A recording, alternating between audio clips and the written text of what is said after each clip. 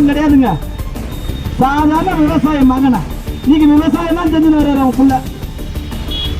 200 மாடு ஏசி வச்சு பால் பண்ண வச்சு நடத்துறீங்க.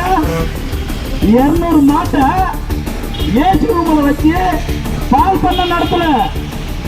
சாதாரண விவசாயம் பண்ணிட்டு வர்றாரு விவசாய மகன். சாமி கண்ணு எம்எல்ஏ 3 முறை சாமி கண்ணுங்க எம்எல்ஏங்க 3 முறை சாமி கண்ணு எம்எல்ஏ. சரி போட்டு வேணா வந்து அவன் பிள்ளைங்கெல்லாம் ஆக்கி விட்டு போறீங்க. சாதாரண விவசாயம் ஆக்கி விட்டு போயிருக்காரு. படிச்ச பட்டதாரிங்க. எல்லாரிடமும் அன்பா பழகக்கூடிய புரட்சி தலைவரின் இதயம் கவர்ந்த புரட்சி தலைவரின் இதயம் கவர்ந்த செங்கம் சட்டமன்ற உறுப்பினர் 3 முறை உறுப்பினர் ஐயா சாமிக்கண்ணு அவர்களின் தவ புதல்வன் PS வேலு அவர்கள் இரட்டை சின்னத்திலே இன்னைக்கு வேட்பாளராக அறிவித்திருக்கிறார். உங்க பொன்னார வாக்கு இரட்டை சின்னத்தை வாக்களித்து மிகப்பெரிய வாக்கு வித்தியாசத்தை வெற்றி பெற செய்யுமாறு உங்கள் பாதம் பணிந்து விவசாயிகளே, வணிகர்களே, சுமை தூக்கும் தொழிலாளர்களே, ஆட்டோ ஓட்டுநர்களே, ஆட்டோ உரிமையாளர்களே, உங்கள் பாதம் பணிந்து கேட்கிற இந்த முறை மாற்றம் வரணும். விவசாயிங்க வந்து பாருங்க, அந்த திருவள்ளாறு உள்ள போய் பாருங்க, விவசாயம் செஞ்சு வர்றது. தண்ணியே இல்லைங்க. இன்னைக்கு செய்யாட்டியும் தென்பண்ணையாற்றையும் இணைச்சிருந்தா இந்த பக்கம் இருக்கிற விவசாயிங்க எல்லாம் பயனடைஞ்சிருப்பாங்க. ஆனா தேர்தல் வாக்குறுதி என் ஊர்ல வந்து வாக்குறுதி தந்தாரு. பிஎஸ்ஐ திமுக வேட்பாளர் என் ஊர்ல வந்து வாக்குறுதி தந்தாரு. எதுவும் செய்யல. அண்ணன் எடப்பாடியார் தேர்தல் வாக்குறுதியை செஞ்சிருக்காரு. தேர்தல் வாக்குறுதி அறிவிச்சிருக்காரு. நல்ல திட்டங்கள்லாம் அறிவிச்சிருக்காரு.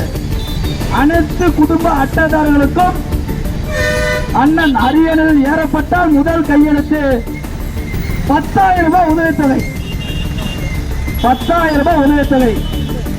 அனைத்து குடும்பத்தாரர்களுக்கும் குளிர்சாதன பெட்டி.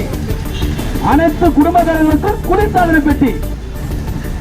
அனைத்து குடும்ப இல்லத்து அரிசிகளுக்கும் 2,000 உயர்த்தி தரப்பட வேண்டும். 2,000 உயர்த்தி தரப்படும். முதியவர்களுக்கும் பெரியவர்களுக்கும் முதியோர் உதவித்தொகை 2,000 உயர்த்தி தரப்பட வேண்டும். 2,000 உயர்த்தி தரப்படும்.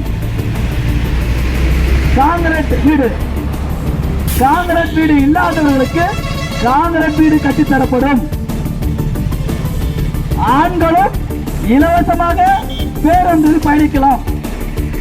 ஆண்களும் இலவசமாக பேருந்தில் பயணிக்கலாம். அண்ணன் எடப்பாடியார் தேர்தல் வாக்குறுதி அறிவித்திருக்காரு.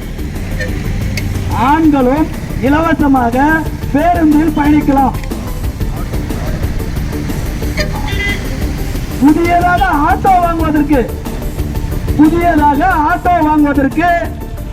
75,000 மானியம் கொடுக்கிறாருங்க. 75,000.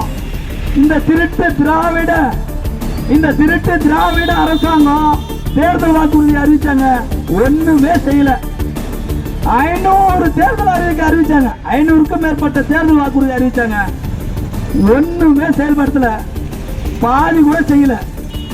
ஆனா அனைத்து இந்திய அண்ணா திராவிட முன்னேற்ற கழக பொதுச் செயலாளர் அண்ணன் எடப்பாடி அவர்கள், முன்னாள் முதல்வர், இந்நாள் எதிர்கட்சி தலைவர், நாளைய முதல்வர் தேர்தல் வாக்குறுதி அனைத்தையும் நிறைவேற்றப்படுவார். உங்கள் பொற்பாதம் வணங்கி கேட்கிறேன். செங்கம் தொகுதியில் 3 முறை சட்டமன்ற உறுப்பினர் இருந்தாரு அவங்க அப்பா. வேற இன்னைக்கு வேட்பாளராக அறிவிச்சிருக்காரு. அண்ணா எடப்பாடியார் வேட்பாளராக அறிவிச்சிருக்காரு. 3 முறை சட்டமன்ற உறுப்பினர் இருந்தாரு அவங்க அப்பா. ஆனா அவர் நினைச்சிருந்தா இந்த செங்கத்திலே பெரிய கோட்டீஸ்வரா இருந்திருப்பாரு. ஆனா சாதாரண விவசாயியை தான் ஆக்கி விட்டு போனாரு அவங்க பிள்ளை. சாதாரண விவசாயியை தான் ஆக்கி விட்டு போனாரு அவங்க பிள்ளை. இன்னைக்கு அவருதாங்க சென்னை வேட்பாளர்.